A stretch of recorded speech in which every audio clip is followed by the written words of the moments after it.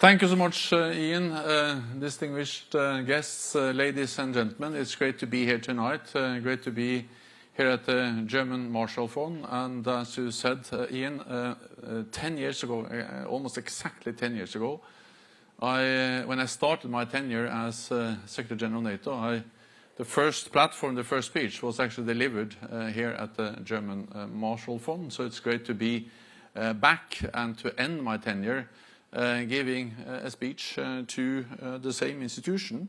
And thank you so much for the excellent cooperation we have had over these years. As some of you may know, early 2014, when I was first approached and asked whether I was open to become the Secretary General of NATO, I did as I always do. I went to my father and asked for advice. And he said, not so much happens at NATO. So he was not very enthusiastic about the idea of me going down there and having some boring years. And I listened very carefully to him because he joined the Foreign Service in Norway in the 1950s. He was Minister of Defense and Minister of Foreign Affairs. And he attended more NATO meetings than almost any other Norwegian. And maybe he was right that NATO was traditionally quite static. But static, quiet, is absolutely not the right way to describe the alliance of the last decade. Since I took up my post as Secretary General in 2014, the world around us has changed profoundly. We have seen Russia's illegal annexation of Crimea, the rise of ISIS, Russia's full-scale invasion of Ukraine, growing competition with China, the COVID pandemic, more sophisticated cyber attacks, and the increasing impact on climate change on our security. So the list goes on. During my time as Secretary General, the relevance of NATO has been questioned. The alliance has been described as divided, obsolete, and brain dead. But the reality is that NATO is strong, united, and more important than ever. We have, over these 10 years, undergone the biggest transformation in a generation. We have strengthened our defenses from having 0 to tens of thousands of combat-ready NATO soldiers on our eastern flank, from thousands to 500,000 troops on high readiness, and from 3 to 23 allies spending at least 2% of GDP on defense. We have strengthened NATO as an institution, doubling our common budget to ensure we can effectively deliver. And our family of allies and partners has grown. Montenegro, North Macedonia, Finland and Sweden joined our alliance. And Ukraine is closer to NATO than ever before. In 2014, we only provided marginal support to Ukraine. Now our support is massive. And NATO is coordinating the support through our new command in Germany. We have also broadened our partnerships in the Global South, deepened relations with countries in the Indo-Pacific, and NATO-EU cooperation has reached unprecedented levels. I am proud to have served as NATO Secretary General and to have steered this alliance to a decisive decade. As I look back at this incredible journey, let me reflect on 5 lessons that are key to NATO's continued success in the future. First, we have to be willing to pay the price for peace. The more money, the stronger our defenses, the more effective our deterrence, the greater our security. Since 2014, spending across the alliance has gone up substantially.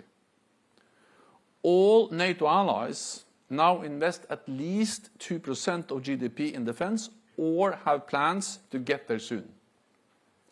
And for the first time, total defense spending across Europe and Canada is above the 2% target. So the good news is that we have delivered on the pledge we made 10 years ago. But the bad news is that this is not longer enough. That is why NATO allies have agreed to spend at least 2% of GDP on defense. And that is why we have agreed on robust defense plans with specific capability targets that outline what each ally needs to provide in terms of weapons, forces, and readiness for our security.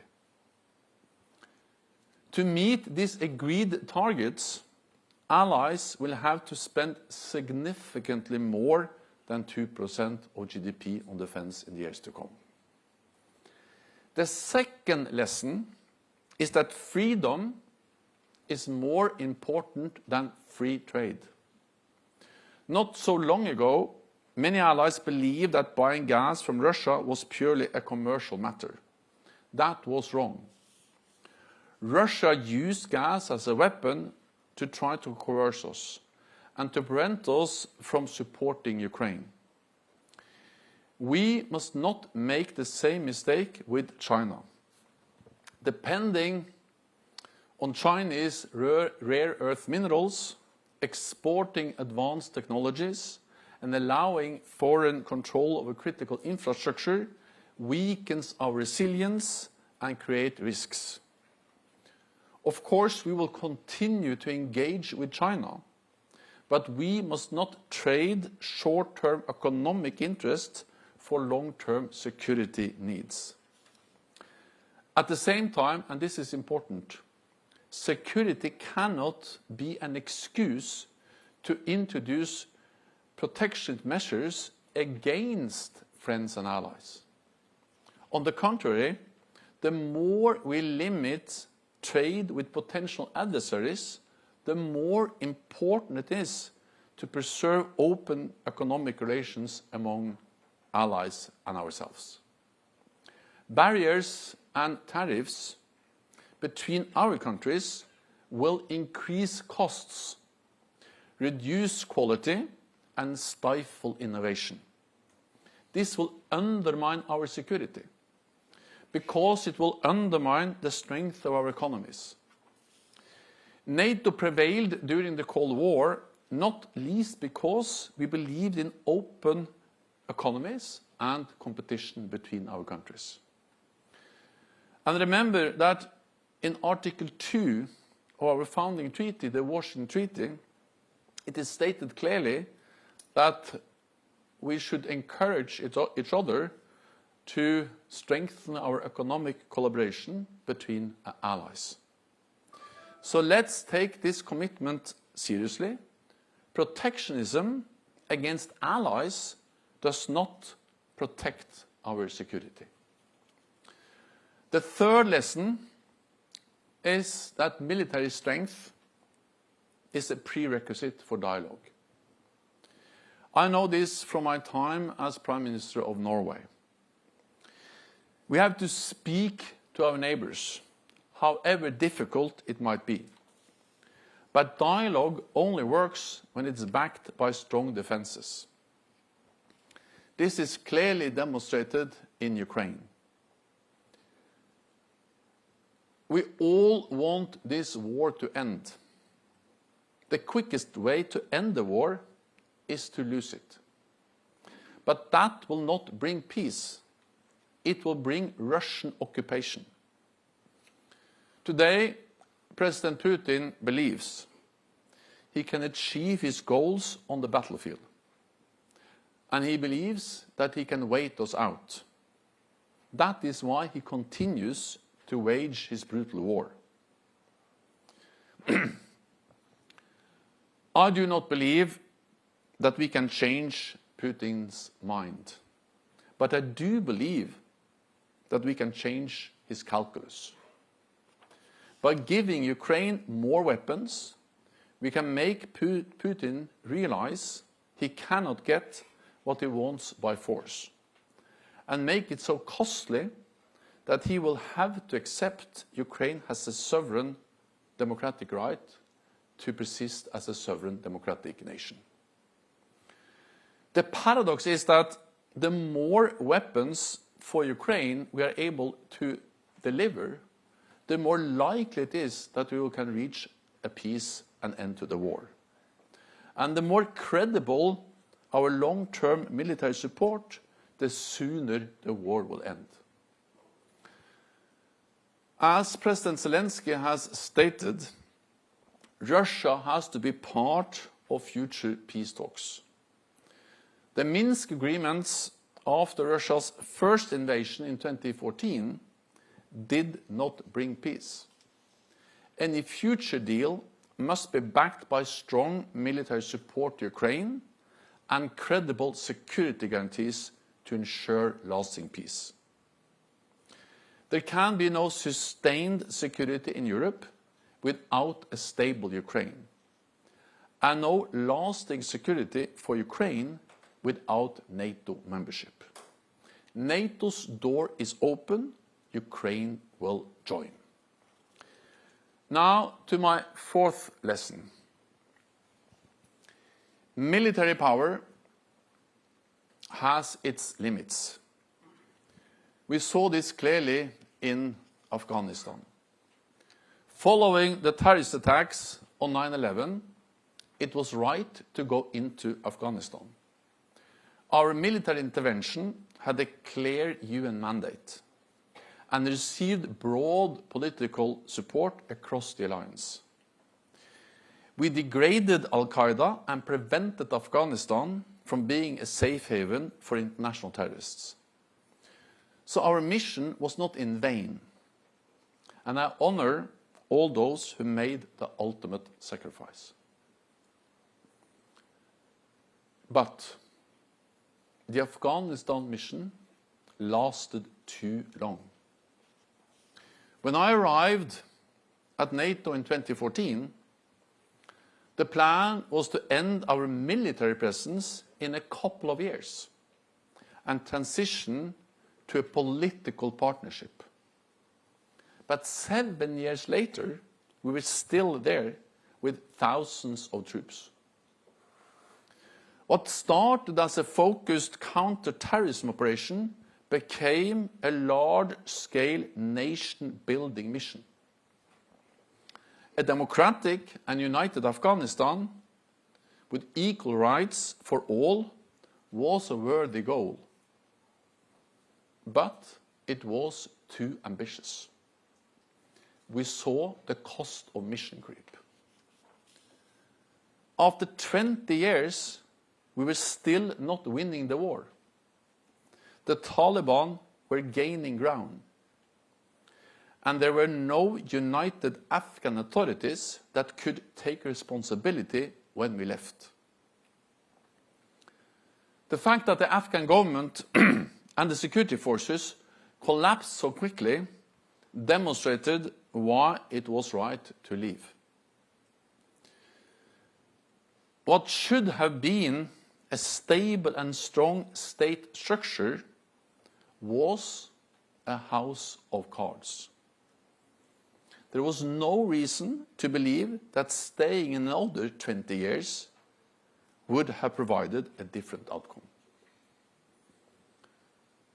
So the lesson learned is that the purpose of any future military operation outside NATO territory must be clearly defined and we must be honest about what we can and what we cannot achieve.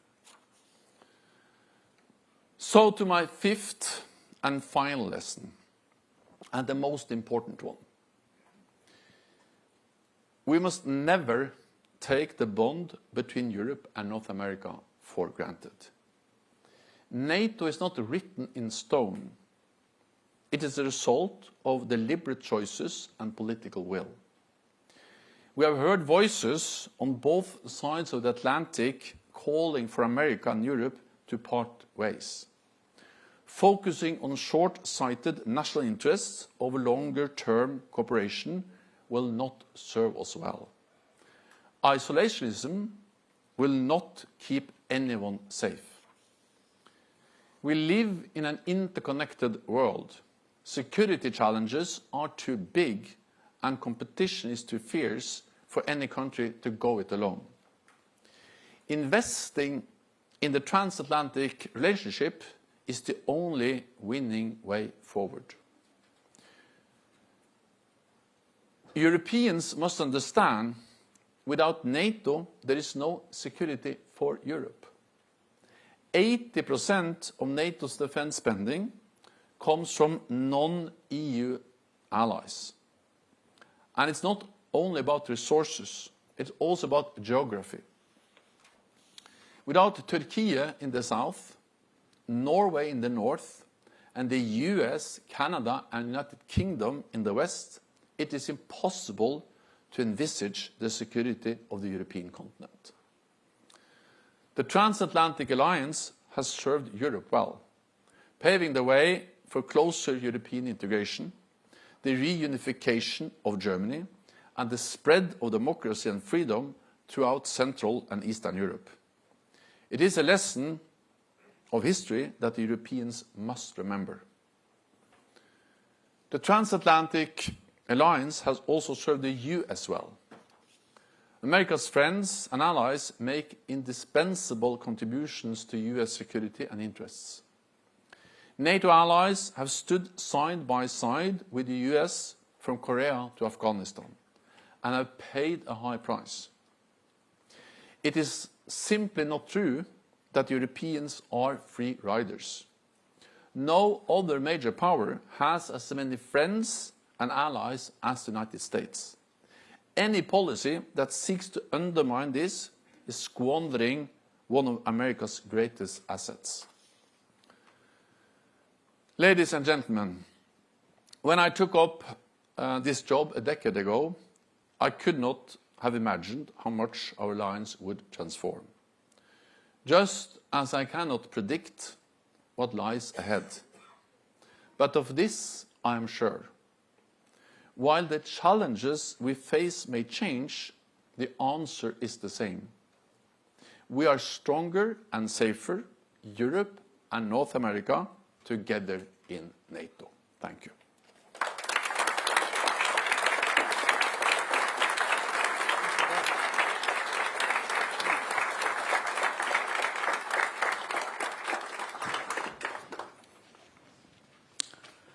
All right, thank you very much, Mr. Secretary General.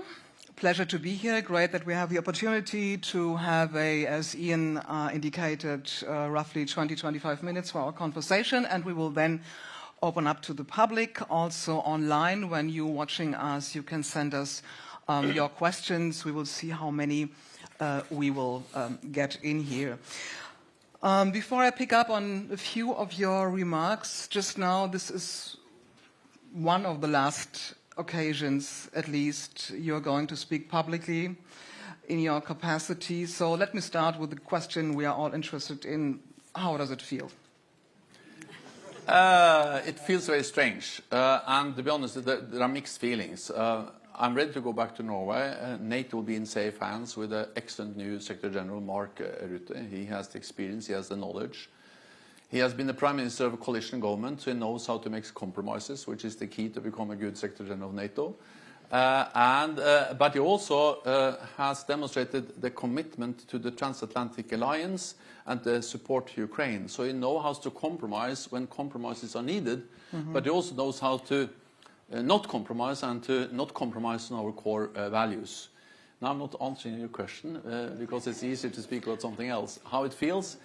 Well, so I will miss NATO. I will miss Brussels. I will miss the people. But I have the beauty of being a politician for as many years as I've been is that I've stepped down many times before. I remember I stepped down as Minister of Finance back in '97. I thought it was the end of the world, but it was not. Mm-hmm. And then I stepped down as Prime Minister in 2001 after 2 short years, and then I stepped down in 2013. And something nice has happened every time. So, there's a bright future even for former Secretary Generals of NATO. You quoted famously your father. Not much is going on at NATO, so things changed a bit. So you quoted between obsolete and brain dead. So how difficult was it to navigate between those remarks, those times? I remember pretty well how NATO reacted then. Is it more well, I think that the best way for NATO to prove that we are vigilant, we are live, we are kicking, we are a strong alliance is actually what we do. So instead of starting a discussion about these labels that was put on us, what we did proved that that was wrong. The reality is that we have seen the biggest reinforcement of our collective defense in a generation. In 2014 we had 0 battle groups, 0 NATO combat-ready troops, these time part of lines. And now we have thousands, 10 battle groups, and thousands of combat-ready troops. We have gone from a few thousand forces on high readiness to 500,000. Mm-hmm. And again, defense spending going from 3 allies, the United Kingdom, United States, and Greece, the only allies that were at 2%. Even the Baltic countries, Poland, they were far below. So by doing what we have done, the support to Ukraine, increasing our deterrence and defense, strengthening our cyber defenses, everything we have done over these years, and then also 4 more members of it. If we were so bad, why would all these countries like to join? So I think just the action speaks louder than words. So instead of engaging in the discussion about these labels, we just demonstrated by what we did that we are vigilant, strong, and fit for the future. That sounds to me you are quite proud of what you have achieved during the last 10 years. Let me pick up on a few things you said and what you labeled as the most important lesson. This was the last one, actually. We never can take the bond between US and NATO for granted. You said we have to invest into the transatlantic relationship. What does it mean specifically beyond the finances? Or is it about the money, about expenditures, capabilities? What do you mean specifically? I mean both finances, capabilities, but also politically. On the finances, I think it has been absolutely fair of the United States to criticize European allies for not investing enough. And we have to remember that this has been a consistent message from presidents actually dating back to John F. Kennedy. It was President Obama that was the president when he actually made sure that we were able to agree at the NATO summit in Wales in 2014, the commitment to go to 2%. Then President Trump was also very clear on this message, as you may remember. And then President Biden has conveyed the same message. They have used different language, but the core message has been the same. And of course, when I say invest in our transatlantic security, I mean that Europeans and Canada have to show that we are willing to carry our part of the burden. And the good news is that's exactly what the Europeans and Canada now are doing. But it's more than that. It's also to understand the political relationship, the idea that we have to be together, not create competing structures that will overlap and duplicate NATO. And then I mentioned one of the most important things in my speech, and I may repeat that just to make sure that you all understood it, was that one thing is to see the dangers of economic dependencies on potential adversaries, not to be dependent on Russian gas, or not to be too dependent on rare earth minerals for China. But a total different thing is to introduce economic barriers against friends and allies. That's quite right. That was Yeah. another point you mentioned. Yeah, I wanted to the ask, point is that to invest in our of course. transatlantic bond Yeah. is about defense budgets, but it's also about not creating competing structures, Yeah. and it's about understanding that integrating our economies, but also with friends like Japan, South Korea, Australia, New Zealand, others, will actually strengthen us, and the opposite will weaken us. So that's important. Yeah. That's investing. That in brings our me to your relationship. first lesson you mentioned. We have to pay the price for peace. That goes in the same direction, I guess. I mean, I remember very well the discussions in my country, Germany, how difficult it was to come to 2%. You just said that's the bare minimum. We have to go further. Besides the capabilities, do you have a benchmark in mind, a figure that should be reached, and in what terms do you think? Well, also what we have agreed in NATO is, also, because in Wales in 2014 we agreed that we should strive to move towards 2%. So the way 2% was formulated was like a kind of a ceiling, something we should strive to move towards.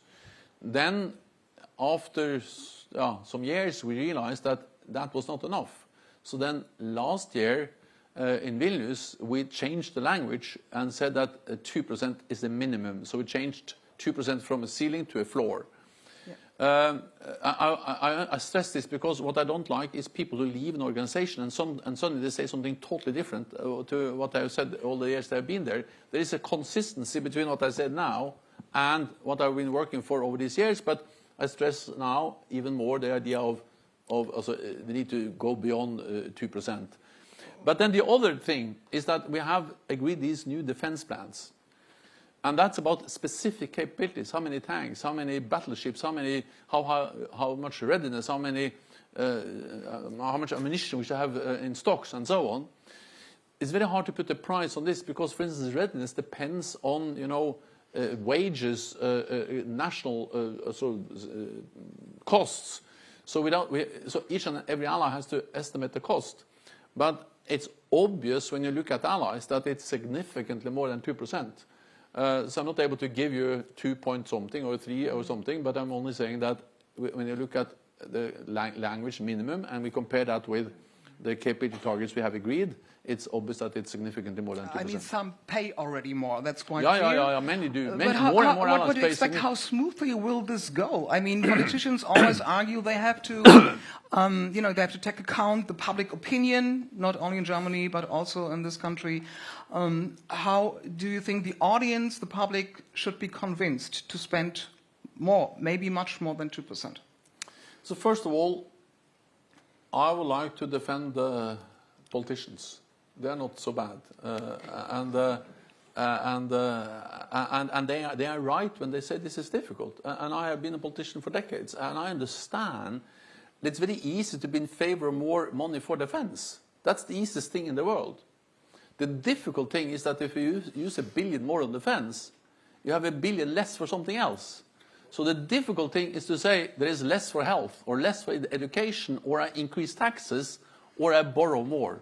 Because the problem is that many NATO allies, they now have a debt ratio which is at 100% of GDP or even above. Meaning that with an interest rate of 4%, they pay twice as much in interest than they pay on defense, if they pay 2% on defense. So for many allies, the interest rates on their loans, the debts, is bigger than the defense budget. So it's not easy to, you can always, also not always, but many countries can always borrow, but borrow is not an answer for most allies. So therefore, you either have to increase taxes, not easy, or you have to cut on something else, not easy. Sure. So or lose elections at the end. But sometimes lose elections is the right thing to do. If but you would recommend they should stay strong and convince the public this is what I get now. Also, I said this just to convey to you and those who listen that I realize that this is difficult, but the task of me, Secretary General of NATO, and of political leaders is then to explain why this is necessary, why it's necessary to actually take some pain, to take those difficult decisions, to have less money for X and Y and Z, because nothing is more important than peace and security. Without ensuring peace and security, we will not succeed with anything else, with climate change or health or whatever it is. And the good news is that Germany is an example, but also many other countries in Europe, is that not so many years ago it was almost impossible to talk about 2%. Now it is possible to talk about 2%. And not only possible to talk about 2%, but it's possible to do 2%. And that's because people have realized, the voters have realized that this is serious. There's a full-fledged war going on in our neighborhood, and therefore there is a much higher awareness and willingness to actually to take the burden of increased defense spending, even though it has consequences for all the budgets. Maybe we should add, meanwhile, we have a war, unfortunately, on the borders of the European Union and NATO. Maybe that changed, unfortunately, for that reason, the consciousness. But that brings me to the point you also mentioned, military strength is a prerequisite of dialogue. You said something similar 10 years ago with GMF when you had your first speech here.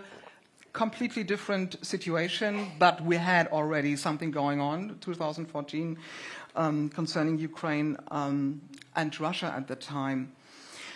Let me ask you said to a colleague in an interview with a colleague of mine from Frankfurter Allgemeine Zeitung last week that you do regret that NATO did not more to prevent this war and to strengthen Ukraine.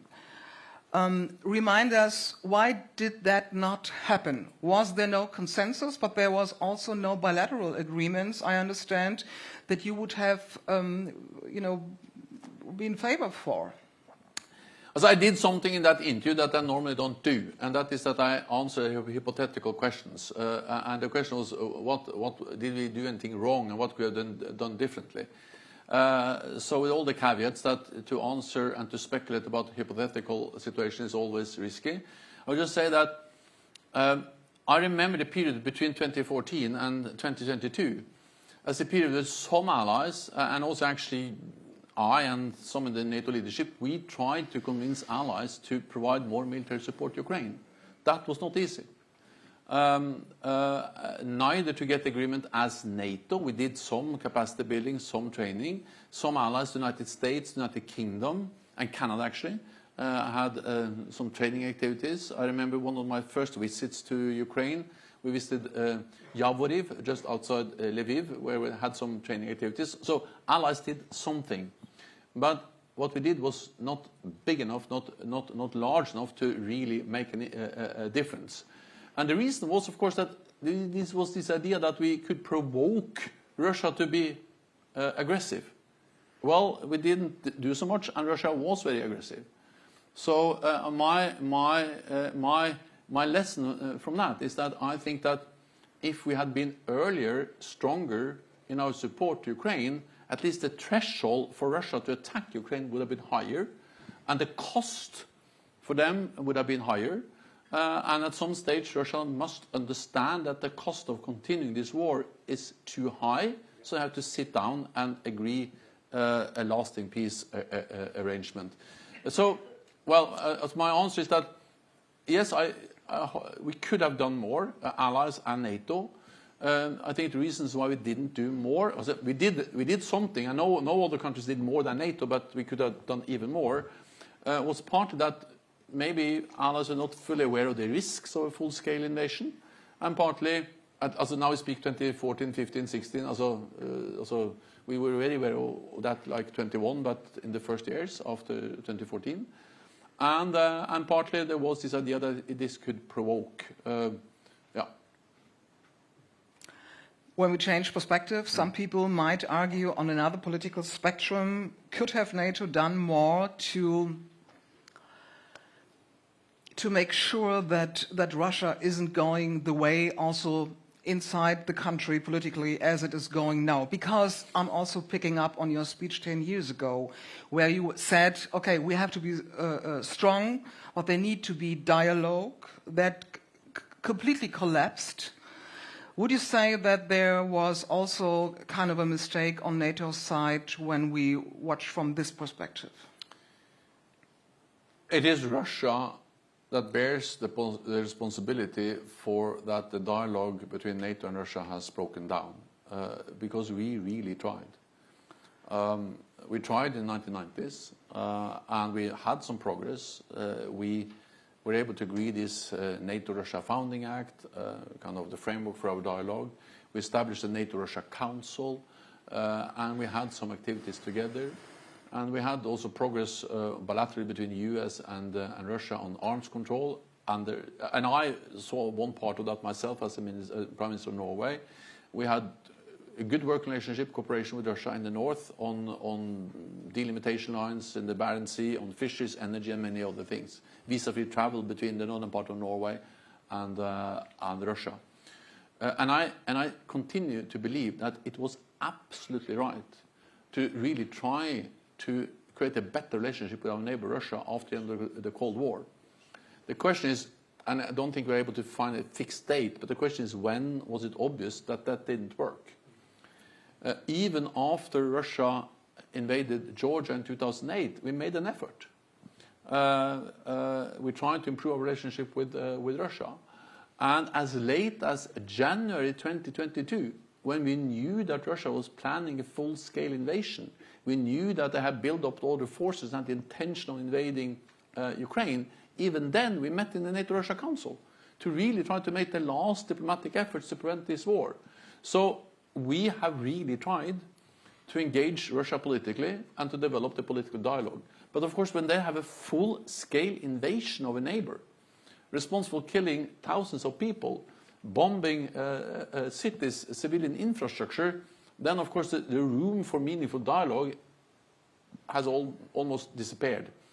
Having said that, as President Zelensky has stated, at some stage there has to be some negotiations with Russia. And he has said that Russia needs to be part of a peace process.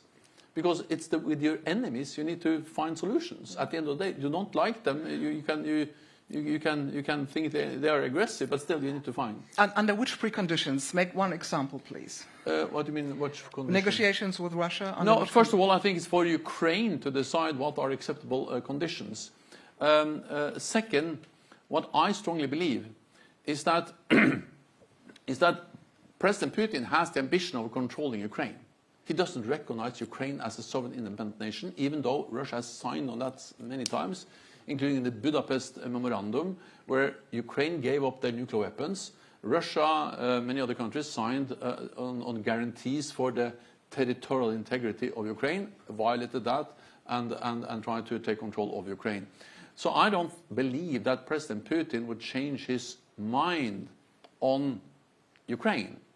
But I think we can change his calculus, because there is a limit for how high price is willing to get that. And therefore, military support to Ukraine is not a guarantee, but it maximizes the likelihood for convincing President Putin that he has to sit down and agree a peace arrangement with Ukraine, where Ukraine prevails as a sovereign independent nation. And then it's for Ukraine and Russia to negotiate. Our responsibility is to enable the Ukrainians to send that message that he cannot win on the battlefield, the price will be too high. Then that's the first step, to agree some kind of arrangement. Yeah. The second thing is that when that is agreed, it is important that that's the real end. Because you have to remember that the war didn't start in February 2022. The war started in 2014. Thousands of people have been killed from 2014 to February 2022. First, Russia took Crimea. We said that was unacceptable. Then they waited for some months and they went into Eastern Donbass, took Eastern Donbass. We said that was unacceptable. Then we had the Minsk I agreement that ended the fighting. Then Russia, it lasted for some months. Russia violated the Minsk I delimitation line or ceasefire line. So it's ceasefire line. And they moved the fronts further west. We had Minsk II. That lasted for less than 8 years. And then we had the full-scale invasion. No, maybe Minsk III? Also, the thing is, we cannot have Minsk III. This agreement has to be a credible agreement. So the question, since you cannot trust the signature of these people because they have broken their promises so many times, Budapest Memorandum, Minsk 1 and Minsk 2, then we need something that underpins such a peace agreement. And that's two things. One is to arm the Ukrainians so they can deter future Russian aggression. Also, what we didn't do from 2014 to 2022 is significantly arming the Ukrainians. That must happen this time. Also, what didn't happen between the Minsk agreements and 22 was that we didn't give enough weapons to Ukraine. This time we have to enable them to deter future Russian aggression. The other part is security guarantees. And then we can, again, discuss exact how those security guarantees are formulated and the framework. But at the end of the day, it has to be some kind of guarantees from the big NATO powers, the United States. And then that's NATO membership, Article 5. And therefore, NATO membership is actually a means to get a lasting, credible peace in Ukraine. Okay. Thank you for that point being made. Many follow-up questions from my side, but I would like to open this now for the public. So whoever, please introduce yourself briefly and ask your question. The gentleman in the first row. Kurt Geisert, I'm one of the guides in the House of European History. It was fascinating to listen to you. When Axel Wernhoff stopped as Swedish ambassador to NATO some months ago, I asked him the question, Axel, do you write a book now? Can I ask you the same question? Yeah, and I used to say no, but now I started to say yes. I will, when I come back to Norway, I will start to work on something that may end up becoming a book, yes. Okay. So we have a journalist colleague, Lily Bayer. Somebody has given me, sorry. We need a micro. Thank you so much, Secretary General. I had a question on your last point on NATO membership for Ukraine. Even though there's a lot of rhetoric about this and a lot of expectations in Kiev, I think a lot of colleagues here would feel that within the alliance there's still a diversity of views about NATO's future membership and the timeline for that.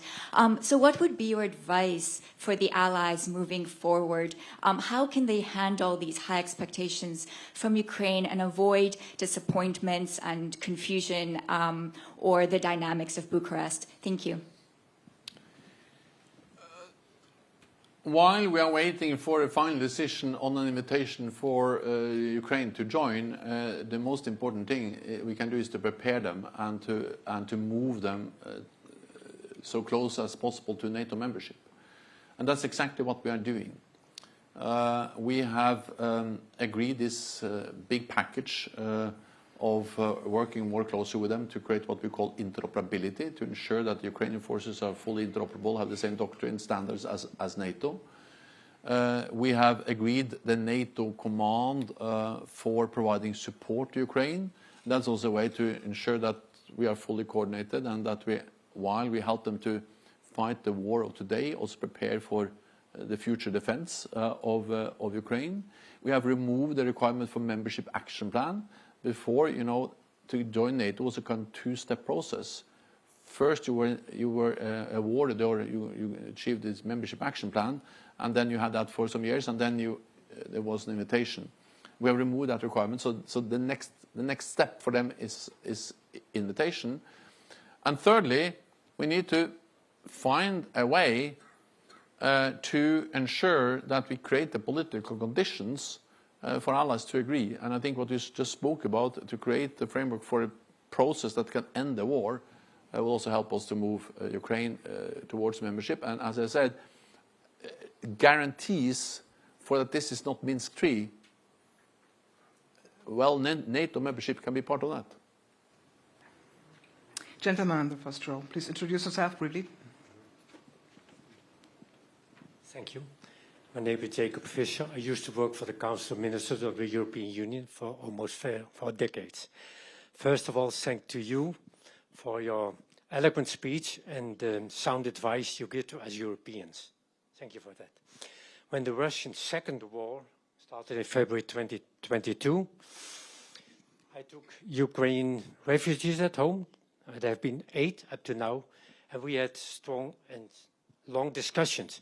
And the main fear is that we in Europe want so dearly to have peace that we want the Ukrainians to give up something so that there will be a second Munich 1938. That's their fear.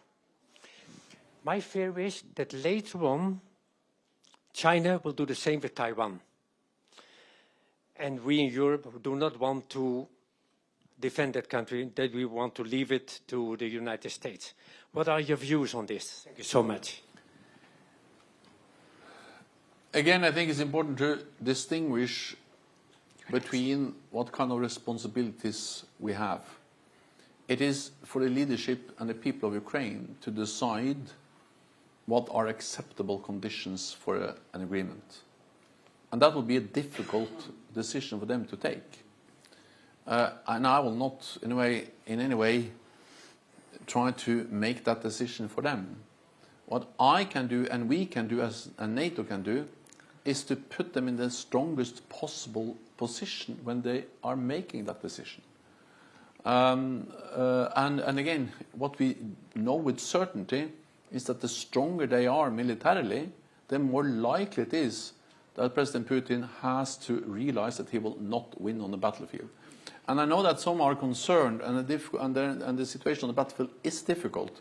But we have to remember where this war started. When the war started, most experts told us that Kiev would fall within days and Ukraine within weeks.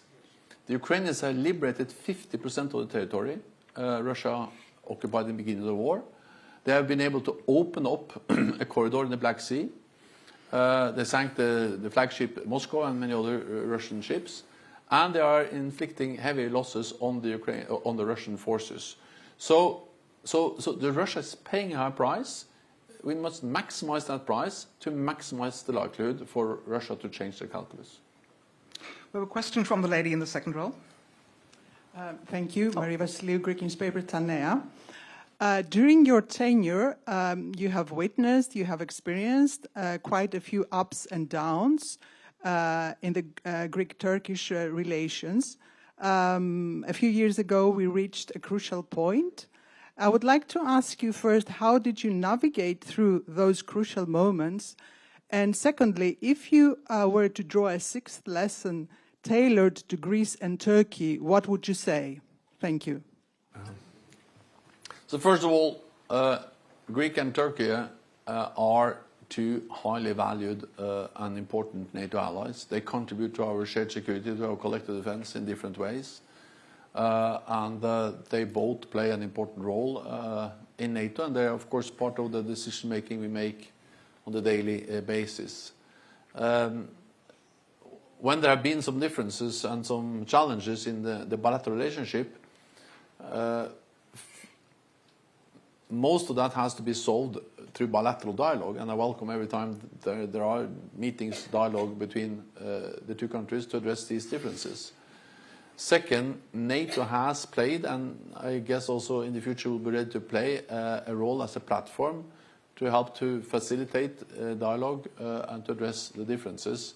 And we have done that at several stages, also to address the risk of incidents of also over the Aegean Sea, at sea and in the air. We have some military lines, also structures that have been used to prevent any incidents, and NATO should continue to do that. I don't have a sixth lesson, but I just believe that allies should be friends.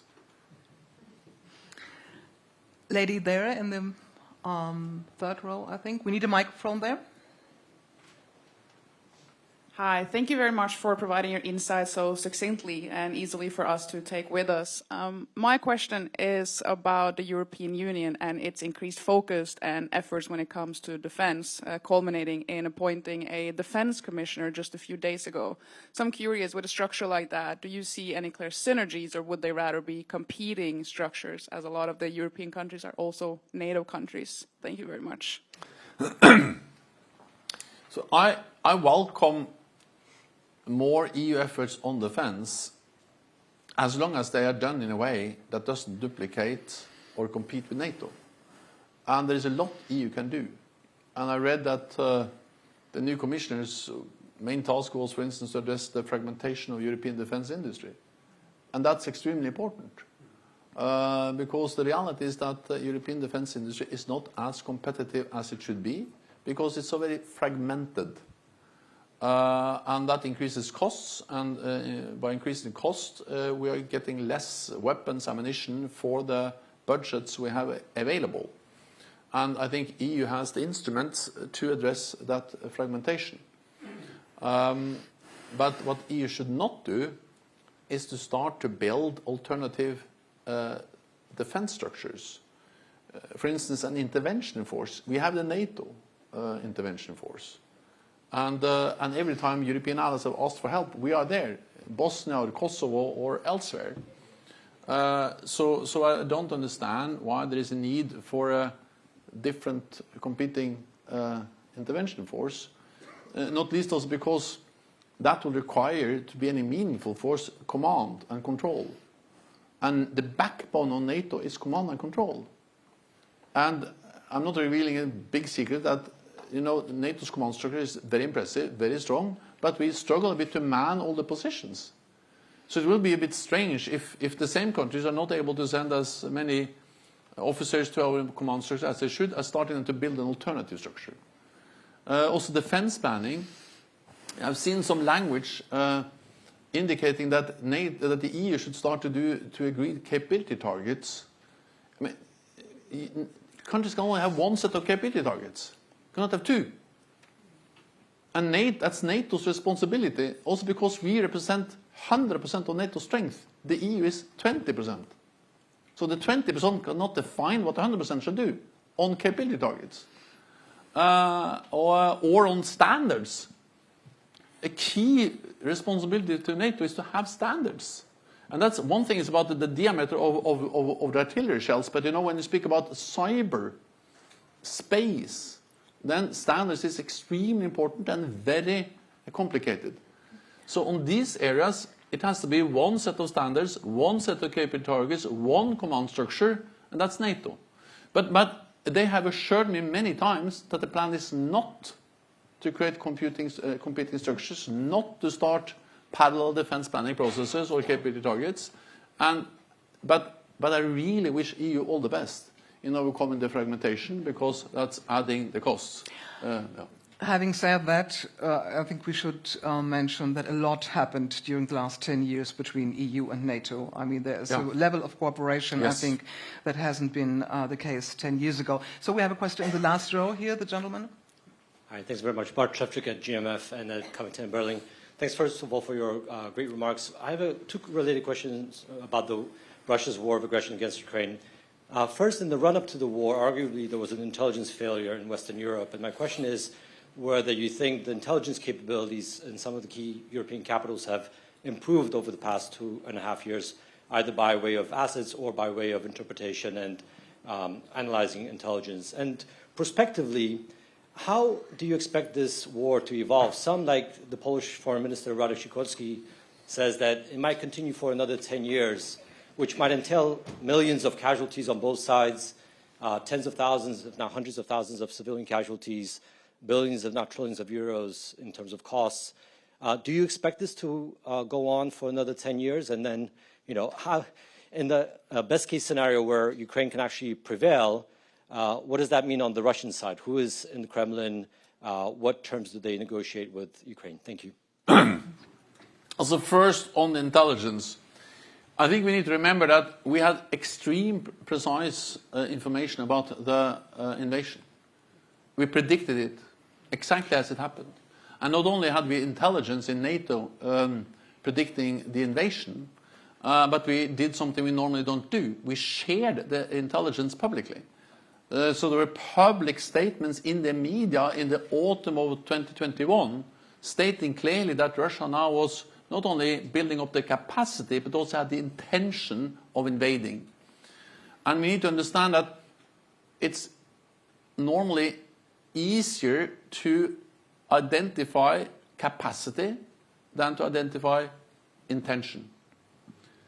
And among the intelligence services, I think it was a very broad agreement about the number of tactical battle groups and tanks and planes and soldiers the Russians had around Ukraine. Because then you count. It's harder to know exactly what is the intention. And it is the combination of capacity and intention that really gives you the precise picture. But the US, the UK, and NATO, we had the clear picture that we had the capacity, but also the intention of Russia to invade. So this was something that didn't. And when the invasion happened, there was no surprise whatsoever. We were shocked, but not surprised, and therefore we were well prepared. On the morning of the invasion, we did actually what we had planned for and trained for. That was to activate the NATO's defense plans, meaning giving our Supreme Allied Commander Occur more authority to move more forces to the eastern part of the alliance, to send a clear message to Moscow that don't try to attack a NATO ally. And we stepped up the support to Ukraine. Then you are right, and I will be careful commenting too much on that, but it has been publicly and also commented by the leadership in some European NATO allies that they saw the capacity, but they didn't take fully into account the intentions. They didn't share the views on intentions.